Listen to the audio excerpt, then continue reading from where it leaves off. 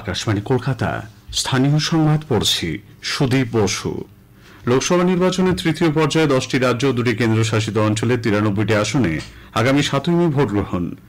আসলে ওই দিন 94টি আসনে ভোট নেওয়ার কথা ছিল, কিন্তু মধ্যপ্রদেশের বেতুল আসনে ভোট গ্রহণ দ্বিতীয় থেকে তৃতীয় দফায় নিয়ে যাওয়া, গুজরাটের সুরাট কেন্দ্রে বিজেপি প্রার্থীর বিনা প্রতিদ্বন্দ্বিতায় নির্বাচিত হওয়া এবং জম্মু কাশ্মীরের অনন্তনাগ রাজৌরি আসনে নতুন করে ভোটের তারিখ নির্দিষ্ট হওয়ায় তৃতীয় দফায় ভোট গ্রহণে আসন সংখ্যা 93 দাঁড়িয়েছে। জম্মু কাশ্মীরের অনন্তনাগ রাজৌরি আসনে ষষ্ঠ দফায় ভোট গ্রহণ করা হবে। এই দফায় গুজরাটের 25, কর্ণাটকের 14, মহারাষ্ট্রের 11, উত্তরপ্রদেশে 10, মধ্যপ্রদেশে 9, ছত্তিশগড়ের 7, বিহারের 5, অসম ও পশ্চিমবঙ্গে 4টি করে, গোয়া, দাদরা, নগর হাভেলি এবং দমন ও দিউয়ের 2টি করে আসনে ওই দিন ভোট নেওয়া হবে। লোকসভা নির্বাচনের চতুর্থ দফায় রাজ্যে 8টি আসনে মোট 75 জন প্রার্থী প্রতিদ্বন্দ্বিতা করবেন। এই পর্বে আগামী 13 মে বহরমপুর, কৃষ্ণনগর, রানাঘাট, বোলপুর, বীরভূম, বর্ধমান পূর্ব, বর্ধমান, দুর্গাপুর ও আসানসোল লোকসভা আসনের জন্য ভোট নেওয়া হবে। চতুর্থ পর্বে মনোনয়ন প্রত্যাহারের সময়সীমা পেরিয়ে যাওয়ার পর নির্বাচন কমিশন গতকাল চূড়ান্তভাবে এই আসনের প্রার্থীদের নাম জানিয়েছে। লোকসভা নির্বাচনের তৃতীয় তথা বাকি দফাগুলির জন্য ভোটের প্রচার জমে উঠেছে। সব দলের প্রার্থীরাই তীব্র গরম উপেক্ষা করে মিটিং, মিছিল, পথসভার মাধ্যমে ভোটারদের মন জয় করার জন্য চেষ্টা চালিয়ে যাচ্ছেন। পয়লা মে আজ ছুটির দিনেও বিভিন্ন রাজনৈতিক দলের প্রার্থীরা দিনভর তীব্র গরম উপেক্ষা করে প্রচার কর্মসূচিতে সামিল হয়েছেন। তৃণমূল কংগ্রেস নেত্রী মুখ্যমন্ত্রী মমতা ব্যানার্জি আজ মালদা ও মুর্শিদাবাদে প্রচার চালাচ্ছেন।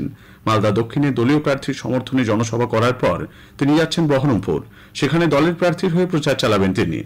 তৃণমূল কংগ্রেসের সাধারণ সম্পাদক অভিষেক বন্দ্যোপাধ্যায় মালদা উত্তরের প্রার্থীর সমর্থনে এক জনসভায় যোগ দিচ্ছেন। বিরোধী দলনেতা শুভেন্দু অধিকারী মুর্শিদাবাদ ও নদিয়ায় ভোটের প্রচারে অংশ নিচ্ছেন। বহরমপুরে জনসভা ও রোড শো করার পর সন্ধ্যায় কৃষ্ণনগরে আরেকটি সভায় তিনি ভাষণ দেবেন।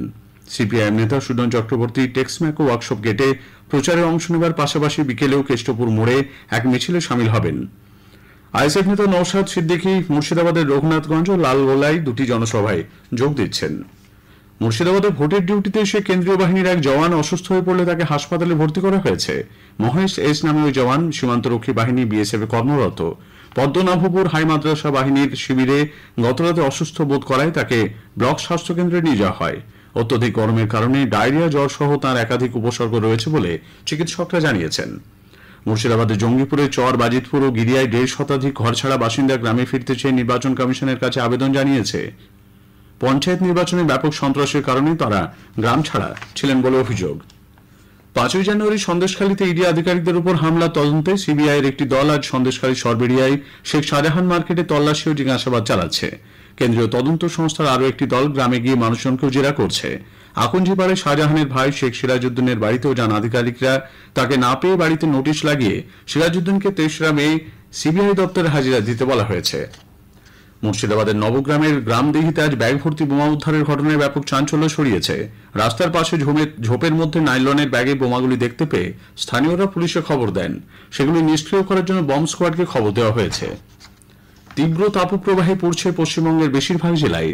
শুক্রবার পর্যন্ত এই পরিস্থিতির বিশেষ হেরফের হবে না। কলকাতায় গতকাল তাপমাত্রা ওঠে 43 ডিগ্রি সেলসিয়াস, যা স্বাভাবিকের তুলনায় 7.4 ডিগ্রি সেলসিয়াস বেশি। আজও সর্বোচ্চ তাপমাত্রা 43 ডিগ্রির আশেপাশে থাকতে পারে বলে আবহাওয়া দপ্তর সূত্রে খবর। বর্ধমান, পশ্চিম মেদিনীপুর, ঝাড়গ্রাম, বীরভূম, পুরুলিয়া, বাঁকুড়া ও মুর্শিদাবাদে আজও আগামীকাল তীব্র তাপপ্রবাহের লাল সতর্কতা জারি রয়েছে। শনিবার থেকে আবহাওয়া পরিবর্তনের সম্ভাবনা। শনিবার হালকা বৃষ্টির পূর্বাভাস রয়েছে 2 চব্বিশ পরগনা, 2 মেদিনীপুর, বীরভূম, মুর্শিদাবাদ ও নদিয়ায়। রবিবার কলকাতা সহ দক্ষিণবঙ্গের সব জেলাতেই হালকা থেকে মাঝারি বৃষ্টির সম্ভাবনা। তাপমাত্রার পারদও কিছুটা নামবে। উত্তরবঙ্গের 5 জেলাতেও হালকা থেকে মাঝারি বৃষ্টির সম্ভাবনা। তাপমাত্রা ঊর্ধ্বগতির প্রেক্ষিতে শিলিগুড়ির বেঙ্গল সাফারি পার্কে পশু পাখিদের জন্য বিশেষ ব্যবস্থা নিচ্ছে কর্তৃপক্ষ। খাঁচার মধ্যে একাধিকবার স্নানের পাশাপাশি থাকছে খাবার ও জলের ব্যবস্থা। খাঁচার সামনে থাকছে এয়ার কুলার। 24 ঘন্টা নজরদারি চালাচ্ছেন কর্মী ও চিকিৎসকরা। কলকাতার ময়দান থানা এলাকায় ব্রিগেড প্যারেড গ্রাউন্ডে ক্যাজুরিনা অ্যাভিনিউয়ের কাছে আজ সকালে এক মধ্যবয়সী মহিলার মৃতদেহ উদ্ধার হয়েছে। প্রাতঃভ্রমণকারীরা দেহটি দেখতে পেয়ে পুলিশে খবর দিলে ময়দান থানার পুলিশ দেহটি উদ্ধার করে। চলতি বছরের মাধ্যমিক পরীক্ষার ফলাফল আগামীকাল প্রকাশিত হবে। সকাল 9টায় মধ্যশিক্ষা পর্ষদ সাংবাদিক সম্মেলনে ফল ঘোষণা করবে। আজ ঐতিহাসিক মে দিবস। 1886 সালের 1 মে আমেরিকার শিকাগো শহরে 8 ঘন্টা কাজের দাবিতে যে সংগঠিত শ্রমিক আন্দোলনের সূচনা হয়, তারই স্বীকৃতিতে প্রতি বছর দিনটি আন্তর্জাতিক শ্রমিক দিবস হিসেবে বিশ্বজুড়ে পালিত হয়। নানা আচার অনুষ্ঠানের মধ্যে দিয়ে রামকৃষ্ণ মিশনের 126তম প্রতিষ্ঠা দিবস পালিত হচ্ছে। বেলুড় মঠ সহ রামকৃষ্ণ মঠ ও মিশনের সবকটি কেন্দ্রে সকাল থেকে ভিড় জমিয়েছেন ভক্তরা।